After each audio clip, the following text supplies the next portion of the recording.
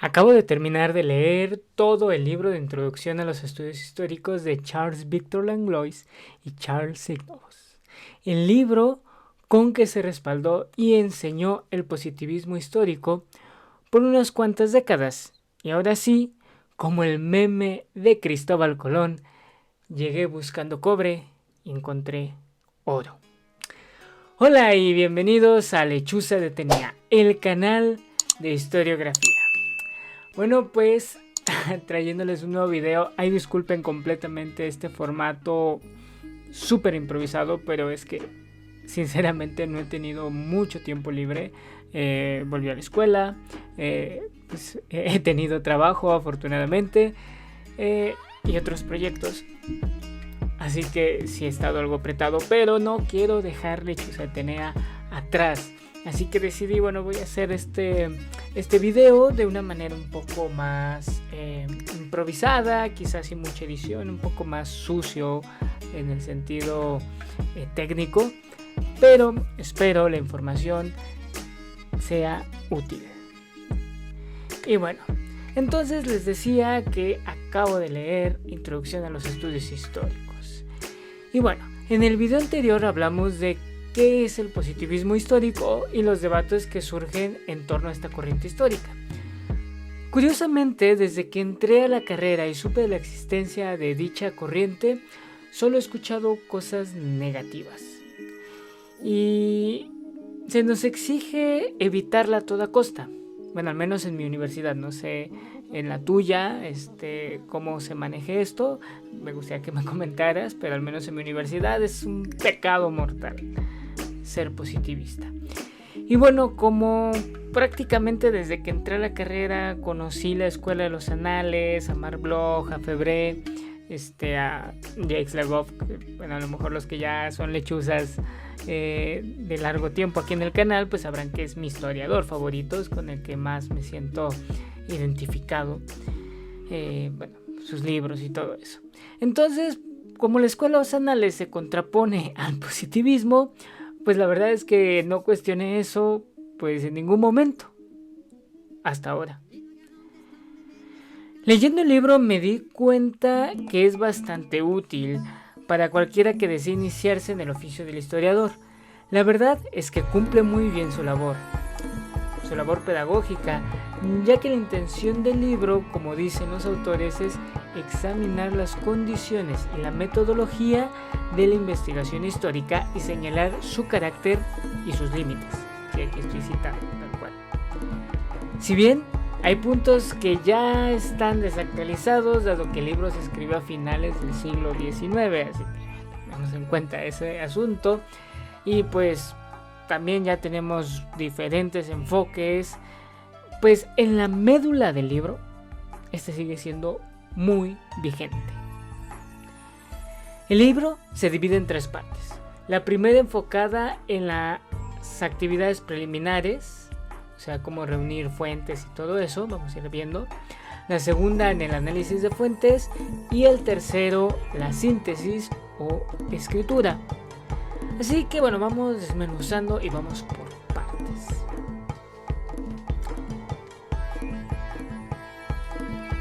Bueno, la primera parte está dedicada a los preliminares, como les decía. Se enfoca en qué son los documentos y lo que se debe hacer para recopilarlos. Los primeros renglones del texto ya se nos indica cuál es la relación de los historiadores con los documentos históricos.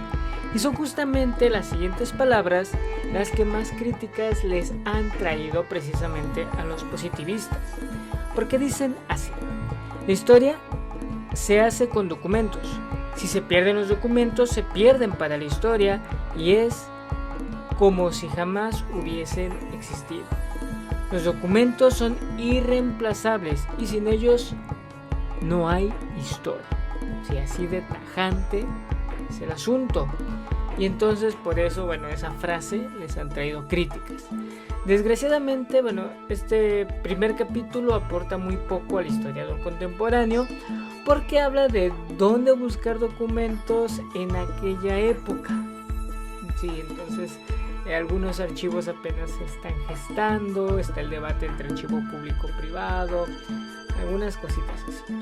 Y bueno, como les digo, pues trae a la mesa debates que en sentido práctico pues ya han sido resueltos en la actualidad. Incluso ahorita creo que el principal debate es digitalizar o mantener en físico y cosas así, no sé, nada que ver, digo, pero bueno, cuestiones de la época. El segundo capítulo de la primera parte nos plantea una pregunta muy interesante: ¿qué materias debe estudiar quien pretende dedicarse a la historia?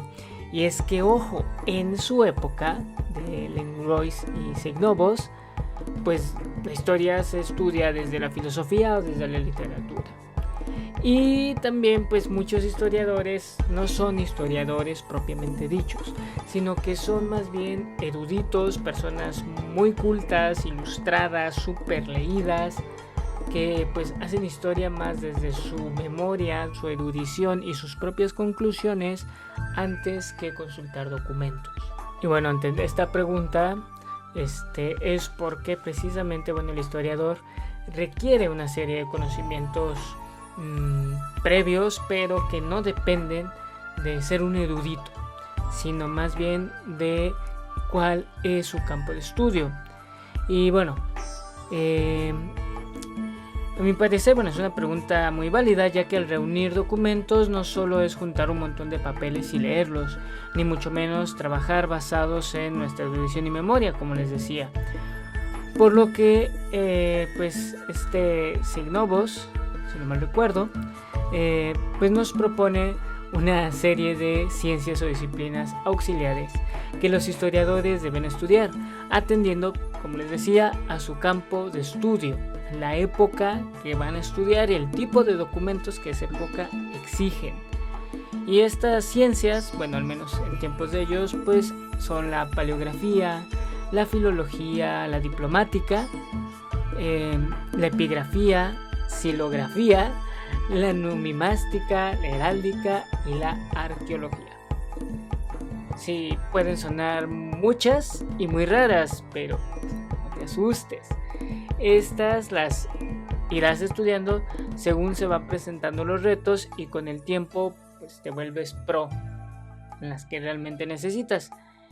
Y claro, no te hagas esperanzas que aquí se hable de interdisciplinariedad con las ciencias sociales. Eso todavía no existe.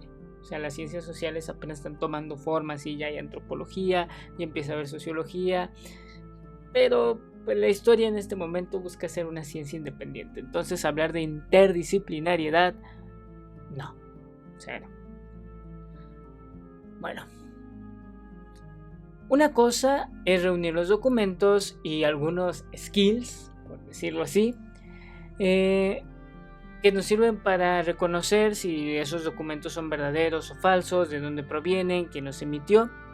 Y una cosa muy distinta es analizarlos a fondo para que puedan servirnos en la investigación. Es por eso que en la segunda parte, pues se ponen aquí a explicar cómo debemos analizar los documentos históricos para sacarles el mayor provecho posible. El primer capítulo de esta segunda parte, pues es la verdad el que más me gustó, ya que rompe muchos mitos que hay sobre el positivismo. Por eso les digo, yo vine buscando cobre, porque me enseñaron que el positivismo era malo, y encontré oro.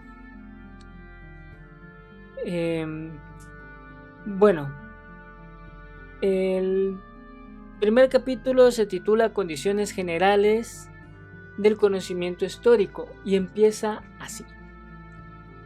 Ya hemos dicho que la historia se hace con documentos y que los documentos son huellas de los acontecimientos del pasado.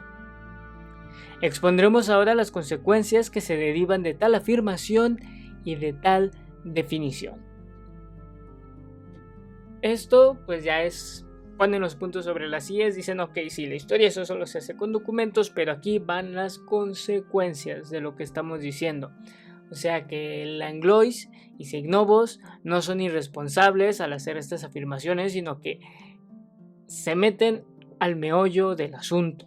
O sea, no lo dejan así como, si la historia, los documentos, háganse bolas, no. Y pues dicen que el hecho de que la historia se haga con documentos nos lleva a la conclusión lógica que el conocimiento histórico es indirecto por naturaleza. Bueno, eso de seguro ya lo sabes si eres veterano en la historia, si ya vas en algunos semestres, si apenas vas empezando, déjame decirte, no existe una máquina del tiempo para que podamos ver el pasado tal cual sucedió. Entonces por eso dependemos de los documentos. Y bueno, ya que se nos advierte esto, pues se van ahora sí como ir introduciendo a las consecuencias de esto.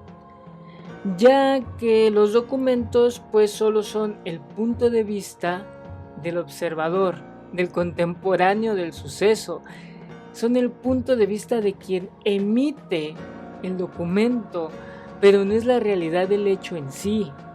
Y esto es bien importante porque pues nos advierte de tener cuidado al momento de analizar el documento, que no solo se trata de pasar el documento así un copia y pega y ya, porque la verdad ellos de hecho lo dicen, es un gravísimo error, es terrible. Incluso Seignovos lo expresa con la siguiente frase: la huella psicológica es meramente simbólica, no es el acontecimiento mismo, ni siquiera su huella inmediata en el espíritu de quien lo presenció. No es más que un signo convencional del efecto que el acontecimiento produjo en el ánimo del testigo. Y bueno, traigo esta cita a colación, ya que si lo pensamos detenidamente, una de las cosas de la que se le acusa al positivismo es de solo copiar los documentos como si estos fueran testigos incuestionables del pasado. Pero vemos que la frase en cuestión es similar a lo que diría cualquier detractor del positivismo. Saber que el documento depende de quien lo emite nos exige prestar atención a los estados psicológicos y a las intenciones que podría tener el autor del mismo al emitirlo.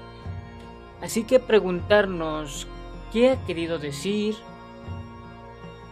el autor, ¿creía realmente en lo que decía? ¿Para qué lo dijo? ¿Y hay otras pruebas que respalden lo que dijo? Bueno, estas preguntas pueden responderse acompañados de otros documentos que respalden la cuestión de lo que se está plasmando en el documento. Y aquí es donde viene lo que yo considero criticable en esta visión de la investigación histórica, ya que dice Seignovos que de ser verosímil lo puesto en los documentos, lo aceptamos, lo propagamos, lo defendemos y si es necesario lo adornamos. En cierto punto tiene razón, que bueno, pues si ya encontramos una verosimilitud, pues bueno, hay que darla a conocer. Tampoco es como que, como no puedo conocer la historia en su totalidad porque no tengo una máquina del tiempo, pues entonces pues no difundo la historia. O sea, claro, sí hay que hacerlo. Pero el documento en sí solamente es una de las muchas ventanas al pasado. Entonces, aunque tú te encuentres 20 documentos y los cotejes y todo eso, no dejas de simplemente tener un encuadre, una ventana al pasado. Y ventana que, dicho sea de paso, tú estás abriendo y estás volteando a ver a lo que quieres ver, ¿no? Pero bueno, los positivistas en ese sentido pues no lo meditaron tan a fondo, lo cual sí pues puede ser un poco cuestionable. Y pues en los capítulos posteriores del segundo libro son bastante densos para irlos explicando punto por punto, pero se pueden resumir de la siguiente manera. Los capítulos de 2 al 5 centran su atención en cómo cruzar fuentes de información, abordar traducciones y clasificar las fuentes según su origen. Los capítulos del 6 al 8 se resumen en 2 sencillas frases: qué hacer en caso de contradicciones e identificar testimonios falsos. Y créeme que estos capítulos vamos a encontrar joyas como las posturas que tienen los positivistas en torno a la historia nacionalista, que también es una de las cosas que más se les ha acusado a los positivistas, y sus combates contra la historia ideológica, que de hecho creo yo que mucho del odio que hay hacia el positivismo tiene que ver más con esto. historia ideológica que hacían ciertos movimientos sociales salidos de distintas revoluciones y que solamente utilizaban la historia como excusa para su ideología, pero no realmente como un estudio serio o científico. Y bueno, si quieren, la verdad, pues podemos organizarnos, hacer un club de lectura, no sé, en Instagram, por ejemplo, o aquí mismo en YouTube, como ustedes gusten, y podemos ir leyendo semanalmente, detenidamente, cada uno de estos apartados y otros libros. Entonces, pues ahí yo les dejo la propuesta. Ustedes me comentan en los comentarios qué les parece, o me van a buscar en Instagram, que es Atenea Lechuza, y ahí también podemos ponernos en contacto. Y bueno, llegamos a la tercera parte. Y esta empieza así. El examen de los documentos no nos proporciona sino hechos aislados.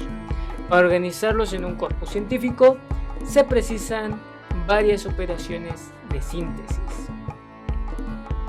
Llegados a este punto, resurge el pleito que tenían Langlois y Zegnovos contra la historiografía de su tiempo, acusando a los historiadores de tomarse licencias literarias, presentar narraciones y carecer de análisis y corpus más serio al presentar sus datos.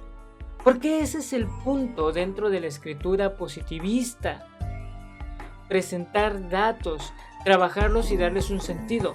No se trata de simplemente tener ahí los hechos e hilarlos de un modo cronológico para que sean coherentes y conten una historia bonita, historia en el sentido no story en inglés, no en el sentido history.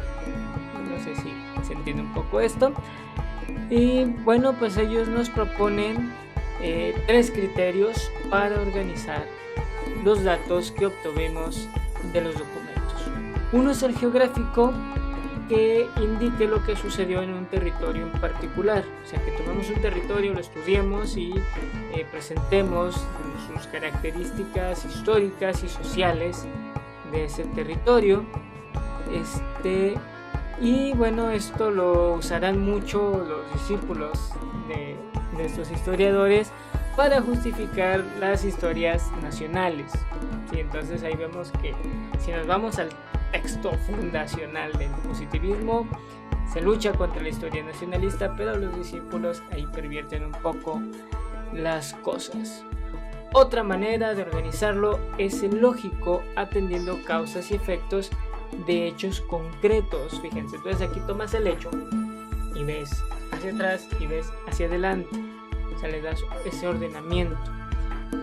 Que bueno, los autores advierten que esto es un poco más complejo de lo que suena.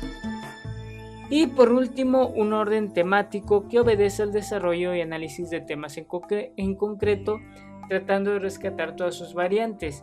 Y aquí también pasa algo bien interesante, porque se dice, no, es que la historia positivista deja de lado lo social, deja de lado lo económico, solo se centra en lo político, en lo militar. Y sí, hubo mucho abuso en el sentido de que simplemente se centraron en los temas políticos y militares, sobre todo los nacionalistas, pero ellos sí tenían un poco la idea de crear una historia de temáticas separadas, diferentes, que vamos a ver que precisamente eso es lo que le da vida a la escuela de los anales. Entonces, hay también un punto bastante interesante. Y bueno, ¿qué podríamos decir en conclusión? El positivismo histórico está lejos de ser perfecto, y como todo tiene cola que le pisen.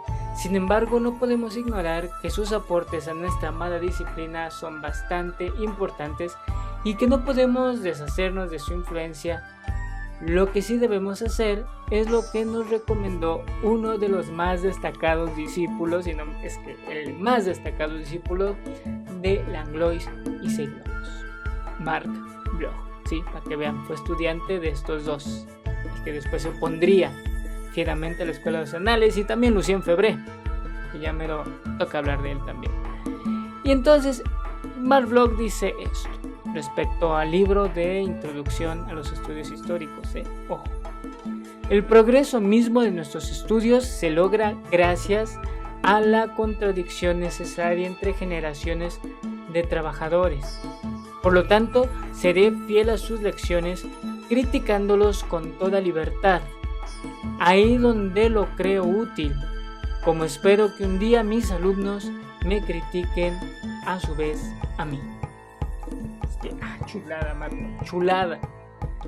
Pone un punto importante. La crítica es necesaria.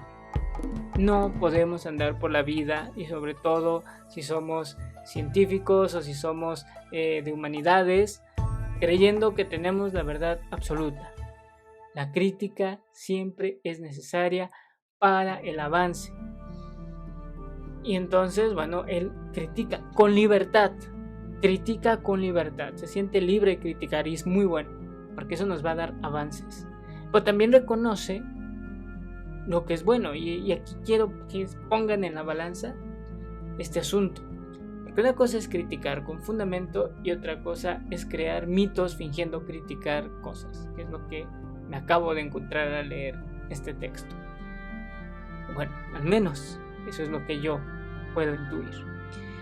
Y bueno, pues para el siguiente video precisamente voy a hacer una crítica al positivismo,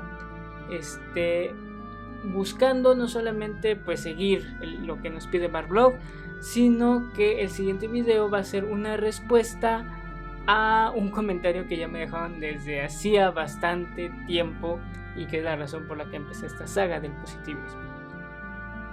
Así que pues el siguiente video pues vamos a ver cómo evitar el positivismo o cómo no caer en prácticas positivistas en la historia. Si no te lo quieres perder, suscríbete, activa las notificaciones. Y pues la verdad te agradezco mucho que hayas llegado hasta aquí, esta parte del video, que me hayas tenido paciencia en que tarde en subir video, en que este formato no es el formato más adecuado, que quizá fue un poco improvisado, un poco alocado, quizá habrá cosas que no se entiendan bien. Si hay algo que no se entiende bien también, por favor en los comentarios háganmelo saber, cosas que hayan quedado así como muy raras o muy apresuradas. Y bueno, pues no sé cuándo vuelva a subir video, quizá los esté subiendo bajo este formato para no descuidar el canal. Y es que bueno, honestamente no vivo de YouTube. Ustedes pueden ver, este es un canal muy pequeño, entonces pues tengo que hacer muchas otras cosas, pero la verdad te agradecería bastante que me dejaras tu pulgar arriba, que compartieras este canal, que crezca este proyecto, que crezca esta comunidad y quizá, no sé, tal vez no llegue a vivir de YouTube, pero pues sí me dé un poco más de solvencia para dedicarle el 100% que necesita un canal. Y bueno, pues ya, sin más dilataciones, pues nos vemos en la próxima aquí, en Lechuza de Atenea.